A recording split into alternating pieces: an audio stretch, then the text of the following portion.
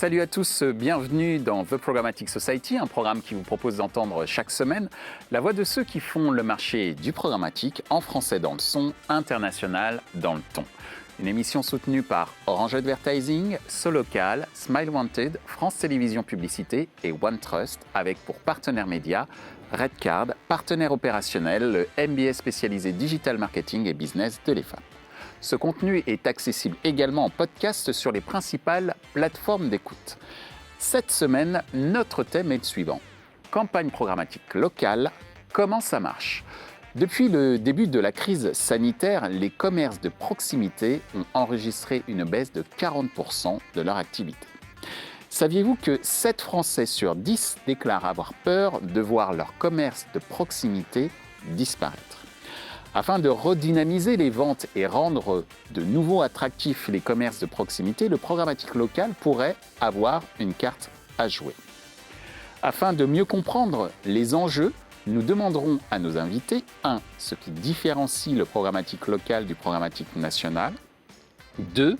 Quelles sont les attentes des annonceurs locaux quand on leur parle de programmatique. 3. Quel est, selon nos invités, l'avenir du programmatique local ? Pour en discuter, Lucille Depardieu de Solocal, Guy Leflève de AdClick, Marie Laloy de Ucar.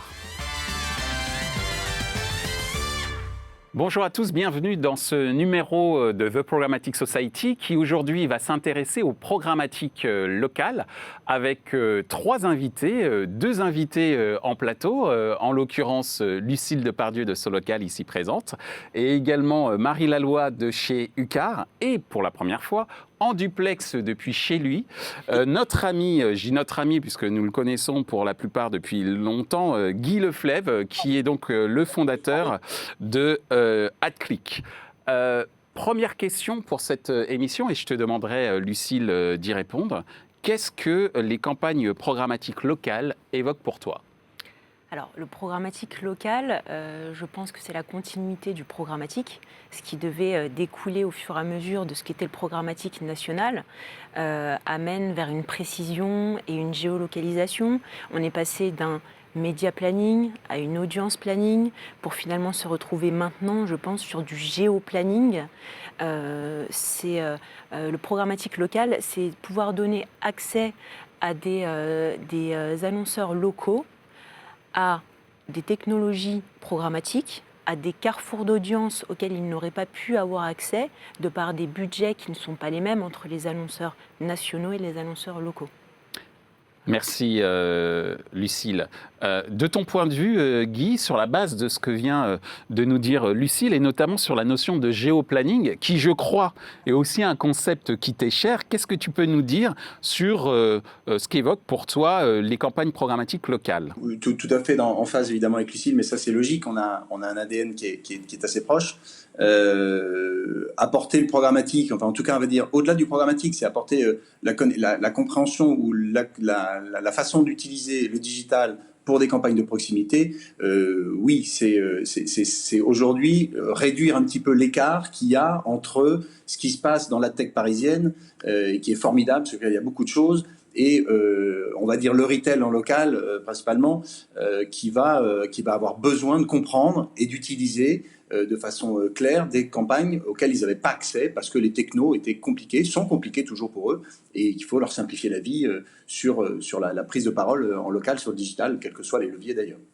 Merci pour ton observation, Guy. Alors justement, nous avons la chance, par l'intermédiaire de Marie, d'avoir une représentante des annonceurs locaux, même si cette marque Ucar, location de voitures, est quand même une marque nationale, mais tu vas le dire mieux que moi, qui a quand même une empreinte locale très très forte. Et justement, de cette empreinte locale très très forte, qu'est-ce que ça évoque pour toi, les campagnes programmatiques locales ?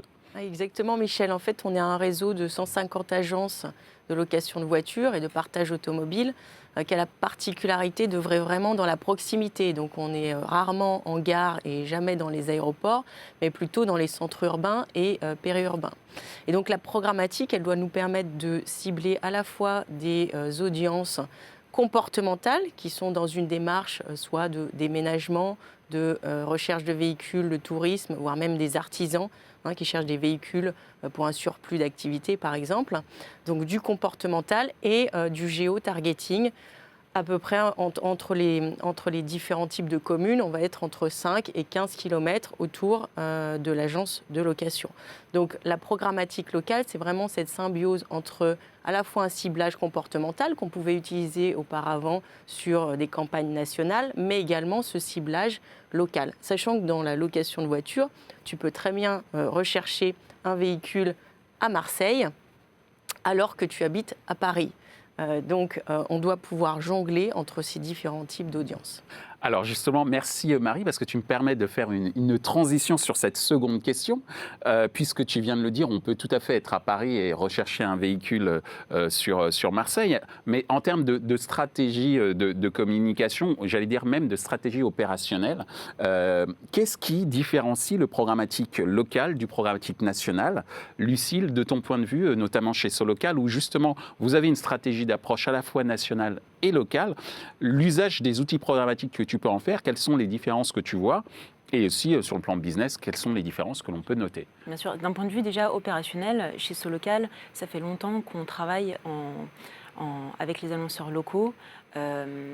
Aujourd'hui, l'offre programmatique, ça fait plusieurs années qu'on leur a déjà proposé. Pour ça, il y a besoin de deux principaux changements. Le premier, c'est l'outil. Aujourd'hui, des outils marchés ont été créés sur des annonceurs nationaux avec des gros volumes de données derrière, etc. Nous, ce qu'on traite, c'est des annonceurs locaux qui ont des petites audiences, qui ont des géociblages qui sont très précis. Et pour cela, on a développé notre propre DSP. Parce qu'aujourd'hui, on parle de plus de 25 000 campagnes chez Solocal qui sont en programmatique. Donc pour ça, on a besoin d'avoir un DSP et un outil qui sache gérer les petits budgets, les petits ciblages, et l'optimiser de la même façon qu'on optimiserait une campagne d'un annonceur national. Et le deuxième point qui me paraît très différenciant c'est le ciblage. Aujourd'hui, le ciblage qu'on va faire ne se fait pas sur une audience. Il va se faire sur une déclaration de recherche qui peut être faite sur l'un des médias pages jaunes notamment, mais également sur des déplacements. Donc on va apprendre à mieux connaître l'utilisateur pour mieux cibler la zone de chalandise de l'annonceur. Et c'est la zone de chalandise allant jusque même au code IRIS qui peut intéresser l'annonceur local et pouvoir faire ce ciblage-là en programmatique. Alors, ce que je retiens dans l'exemple que tu viens de donner, c'est qu'il faut faire preuve, j'appelle ça, d'empathie technologique. Exactement. C'est-à-dire qu'il faut être suffisamment proche de sa cible, quand on est dans le business to business, comme c'est le cas pour Solocal, donc des annonceurs sur le terrain, pour leur proposer les outils qui sont en droite ligne de leurs préoccupations du terrain et au quotidien. Et j'allais dire que c'est aussi une très bonne transition pour notre ami Guy en duplex, puisque Guy, je crois savoir que tu as, comme l'a fait Solocal qui a inventé un DSP, tu as toi-même créé aussi un outil technologique qui permet justement de différencier l'approche opérationnelle entre le national et le local, mais je te laisse faire la vente mieux que moi. Oui, alors c'est pas une question de vente aujourd'hui. Non, mais c'est moi qui te donne l'autorisation. Oui, non, mais l'objet, c'est pas de faire la vente. L'objet, c'est de partager un peu les expériences. Solocal est évidemment proche et très structuré là-dessus. Moi qui suis en direct actuellement là de Savigny-sur-Braille, que tout le monde connaît bien, forcément, je suis Lidl et j'ouvre un Lidl à Savigny-sur-Braille. Je vais parler à mes habitants d'une certaine façon, la personnalisation des bannières, les reach et Lucille a raison.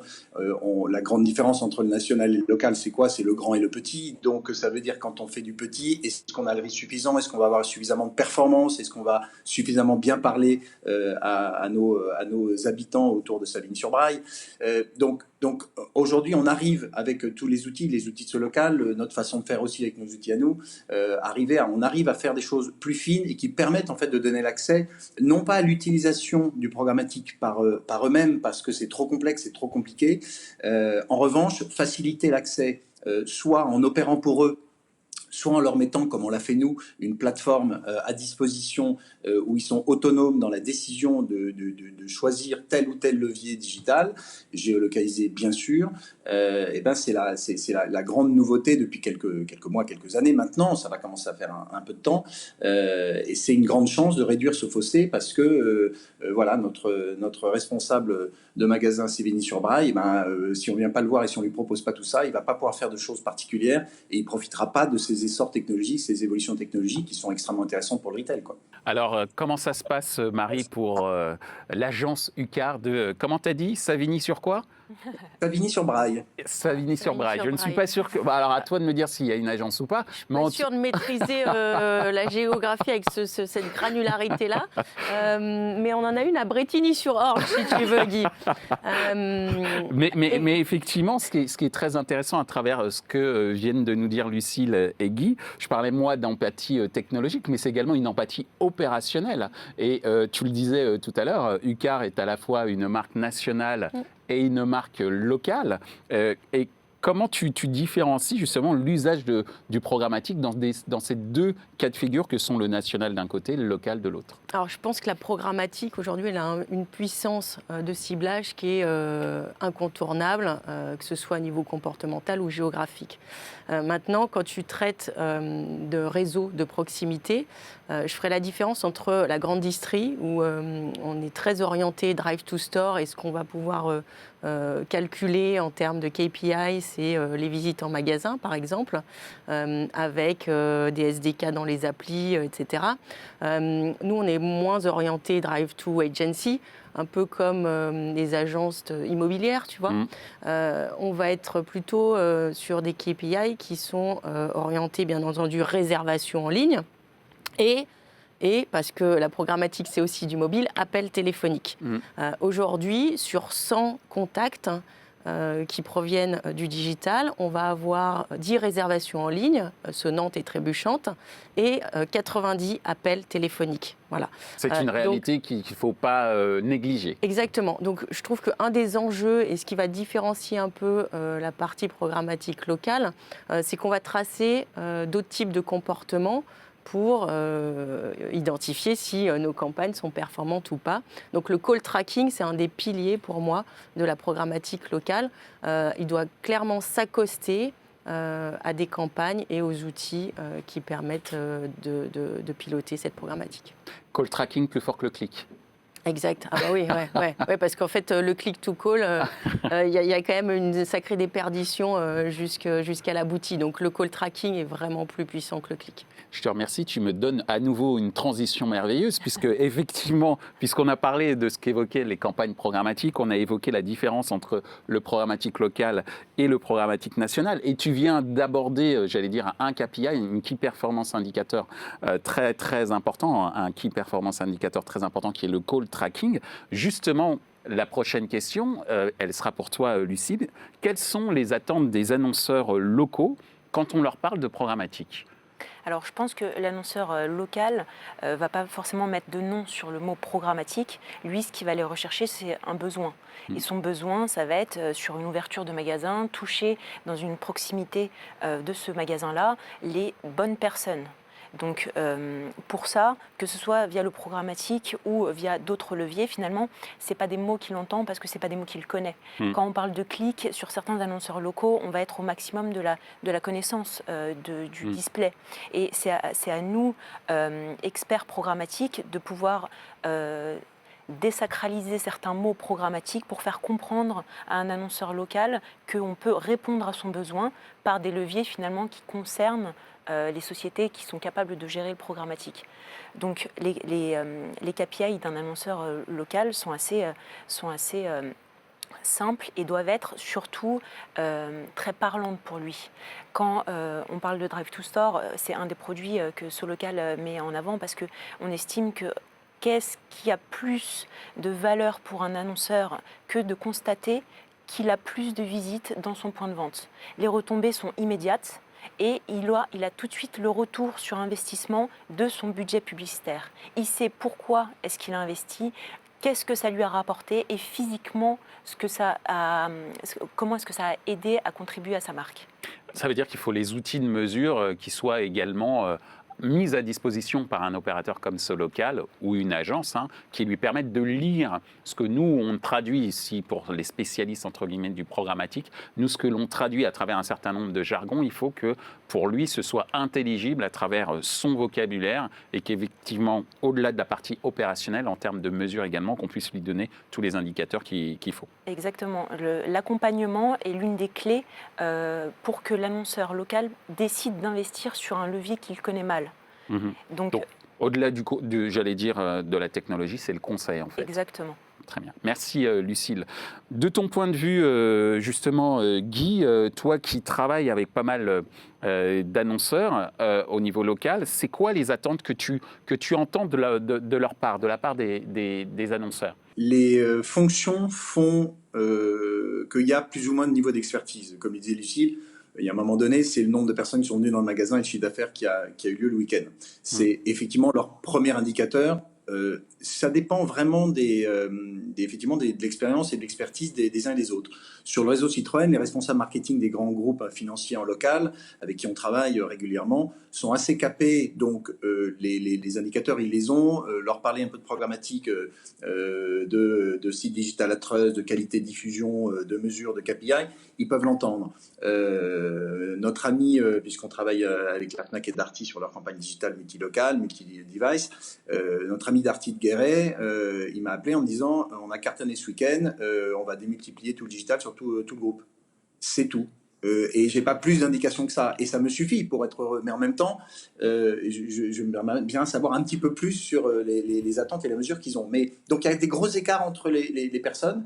Ce qui est intéressant, c'est de pouvoir faire monter, comme disait Lucille aussi, les gens en compétences, parce que c'est intéressant de leur apporter du conseil, de les aider à comprendre ce que c'est que les KPI. Mais quand on parle de vignettes en publicité, en publicité en local, ben voilà, on parle pas d'impression, on n'a pas le même langage. Donc il faut désacraliser effectivement ça, et ça dépend du niveau. Mais les attentes, elles sont aussi quelque part d'apparaître sur les sites web de la presse locale. C'est de travailler également sur un mix marketing local avec la presse, avec les outils programmatiques, et donc savoir en tant que conseil, que ce soit du côté d'AdClick ou du côté de Solocal, de savoir un peu mixer l'ensemble avec les conseils appropriés.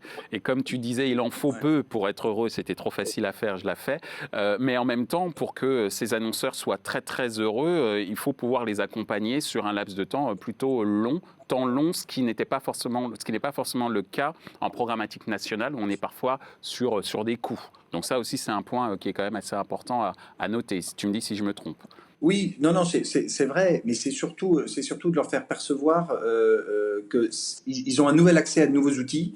Il n'y a pas besoin de leur expliquer. Enfin, on leur ouvre une fois le moteur, on va leur dire à l'intérieur s'il y a. Une fois qu'on a fermé le moteur, c'est terminé, on n'en parle plus. Mais pour eux, et pour certains, ça dépend effectivement de leur niveau d'attente, leur niveau de connaissance et de leur niveau de curiosité. Parce que là, on travaille avec le réseau Welcome, ils sont hyper capés parce qu'il y a un expert qui est venu, et donc il a ces indicateurs-là, donc on parle un petit peu plus spécialiste en spécialiste. Mais pour beaucoup, c'est le patron du magasin. Et le patron du magasin, il a vraiment une volonté très claire qui est de faire du business et de faire venir des gens chez lui le week-end. Et si ça a bien marché, on est super génial. Mais peut-être qu'on est super génial à 20% des gens qui sont venus. D'accord. En tout cas, merci pour ce point. Qu'est-ce qu'il faudrait pour que tu sois heureuse en tant que directrice marketing de UCAR, que ce soit au niveau national, mais là on parle du local. C'est quoi tes attentes en termes de programmatique locale, si on doit parler utiliser uniquement ce terme-là? Alors, écoute, je pense qu'il y a déjà des attentes en termes de pédagogie auprès du réseau, parce que de la même manière que mon métier, c'est le marketing digital, leur métier chez nous, c'est de louer des voitures. Et donc, il y a un gros effort à faire en sorte que tout ça soit intelligible et simple.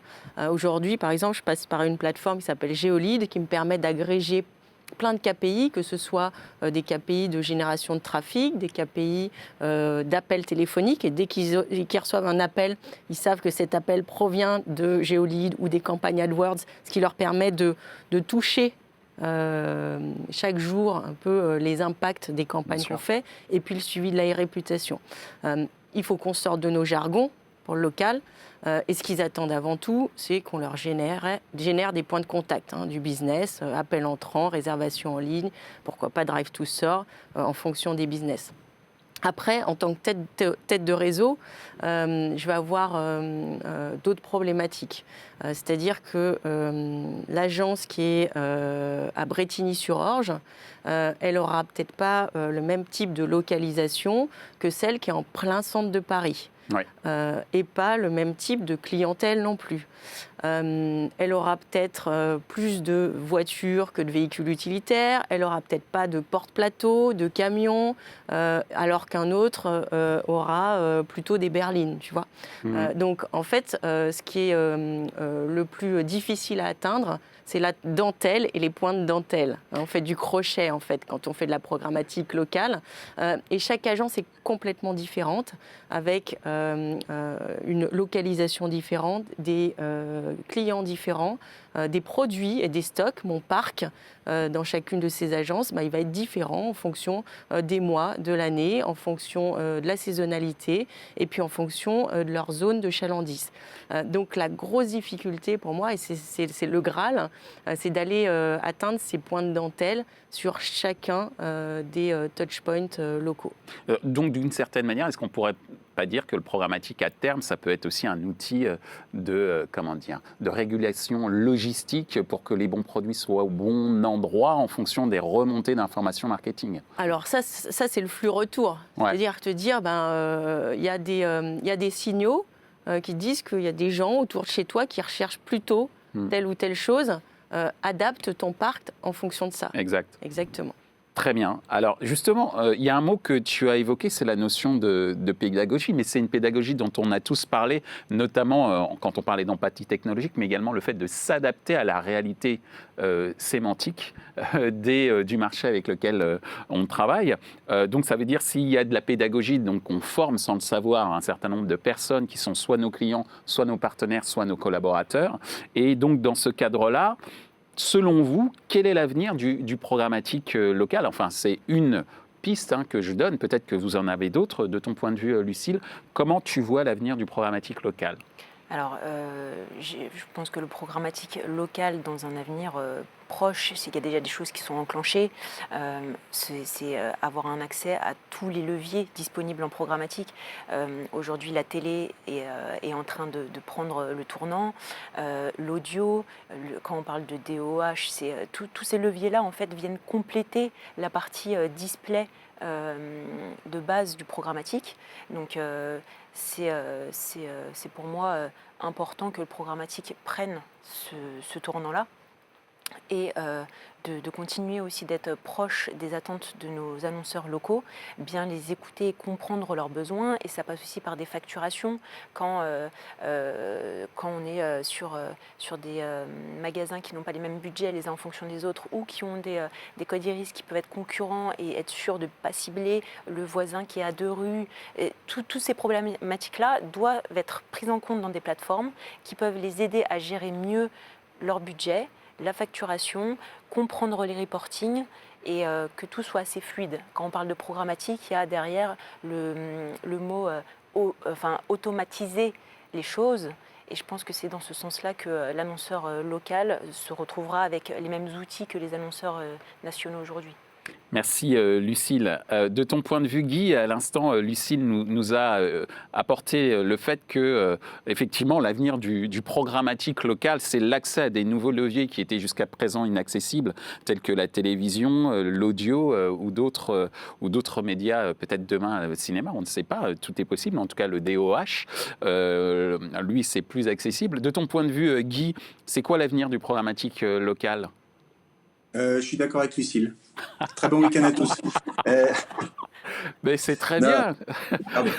On est assez proches et sans doute un peu différents sur des choses. Oui, on est plus, je pense, dans l'accès effectivement à des choses auxquelles ils n'avaient pas accès. On parle de tous les leviers, on parle effectivement de technologie dans tous les sens. Et l'accessibilité à ça, c'est pour moi un truc qui est très clair, et c'est bien pour ça j'ai pivoté un petit peu un tic sur une plateforme où les responsables marketing vont pouvoir faire eux-mêmes pour une fois, et puis évidemment et décider eux-mêmes en fait de ce qu'ils veulent faire et qu'ils le fassent tout seuls comme des grands. Le fameux self-service dans notre jargon professionnel. Ouais, voilà. Non, mais je ne veux pas vexer nos collègues qui ont l'habitude d'un certain nombre de jargons juste pour qu'ils puissent se repérer. Non, mais on est complètement d'accord qu'on est dans l'esprit de self-serve, sous-entendu, on est dans l'esprit de prenez les décisions vous-même, ayez les outils, nous on vous apporte les outils, on vous décrypte les outils, on vous simplifie la vie et faites vous-même en fonction de votre business local parce que effectivement à Brétigny-sur-Orge ou à Merseuil, qui est un petit village formidable en Bourgogne, je suis pas, je vis pas dans ces villages-là, donc je ne sais pas ce qui se passe réellement en fait. Alors que le responsable local, c'est sa ville, c'est sa vie et c'est sa proximité. Donc tout ça c'est formidable. Et puis l'avenir du programmatique local, effectivement, comme dit Lucille, c'est la télé adressée. On va proposer dans la plateforme, en tout cas au réseau PSA, la télé adressée pour chaque point de vente assez rapidement avec France TV. Donc voilà, ça va leur permettre aussi d'aller un petit peu plus vite et peut-être effectivement pour des raisons souvent assez étranges, c'est qu'ils rêvent de se voir en télé. Mais ça suffit pas de se voir en télé. C'est bien de se voir en télé, il faut qu'on leur apporte aussi un peu de mesure, un peu d'efficacité, un peu d'autres éléments que juste se voir en télé, parce qu'effectivement, c'est super sympa de se voir à la télé, quoi. Ouais, mais ça, c'est aussi peut-être l'occasion d'une autre émission, puisque on sait très bien que dans le monde de la performance marketing, il y a la question de l'attribution, ce qui va poser un vrai défi pour les médias à venir pour les médias j'allais dire historiques, que sont la télévision, voire la radio et l'affichage, c'est comment leur attribuer le succès d'une campagne. Mais ça, on ne va pas rentrer tout de suite dans le vif du sujet, parce que je ne veux pas perdre les gens qui font du marketing local durant l'émission. Je veux quand même garder toute leur attention. Et justement, puisqu'il faut garder toute leur attention, j'allais dire que le mot de la fin, je le dis, le mot de la fin est pour toi, Marie. On a vu avec Lucille que l'avenir du programmatique local, c'était à travers de nouveaux leviers médias, une très grande automatisation connectés avec leur réalité, que ce soit d'un point de vue logistique ou de facturation. Et on a évoqué avec Guy la dimension autonome, l'autonomie, via ce fameux jargon, ce concept qu'on appelle le self-service. De ton point de vue en tant qu'annonceur, comment tu vois l'avenir du programmatique local? Et si tu devais appeler tes vœux une amélioration aussi, j'allais dire profites-en. Merci. Tu es la fée de programmatique. J'essaye de faire ce que je peux. Écoute Michel, moi je trouve que un des enjeux de la programmatique, c'est d'aller chercher un maximum d'audience, surtout sur la programmatique locale, parce qu'on est toujours dans des super ciblages et ça a parfois du mal à monter en cadence. Donc c'est sûr qu'on n'est pas sur des plans de comme en national où on va avoir des vagues, etc. Donc on travaille sur des fils rouges qu'on optimise petit à petit. Il y a parfois des difficultés à trouver le bon ROI sur certaines villes, là où c'est plus facile sur d'autres.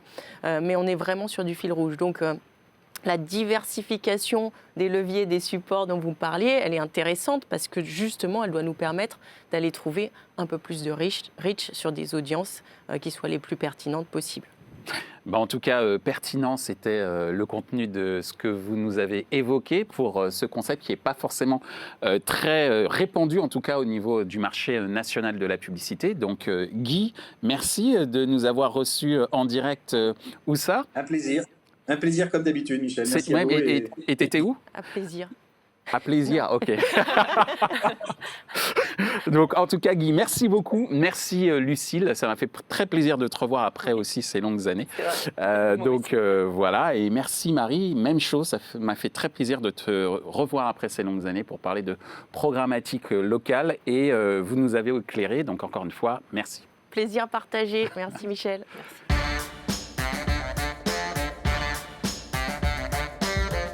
Ainsi s'achève ce débat autour des campagnes programmatiques locales. Les points à retenir de nos échanges sont les suivants. 1. Après le média planning, après l'audience planning, le programmatique local nous fait entrer dans l'ère du géo-planning. 2. Les acteurs du programmatique local doivent faire un effort pédagogique afin de rendre intelligibles des concepts marketing encore inconnus pour les annonceurs locaux. 3. Le programmatique local permettra aux annonceurs de toute taille d'accéder à tous les leviers médias qui pour certains étaient inaccessibles tels que la télévision. Ce contenu est accessible en podcast sur les principales plateformes d'écoute. Merci à Orange Advertising, Solocal, Smile Wanted, France Télévisions Publicité et OneTrust pour leur soutien, ainsi qu'au partenaire média qu'est Redcard. Partenaire opérationnel, le MBA spécialisé Digital Marketing et Business de l'EFAP. Merci également à l'ensemble des équipes d'Altis Media pour la réalisation de ce programme. Post-production, traduction et sous-titrage par Uptown.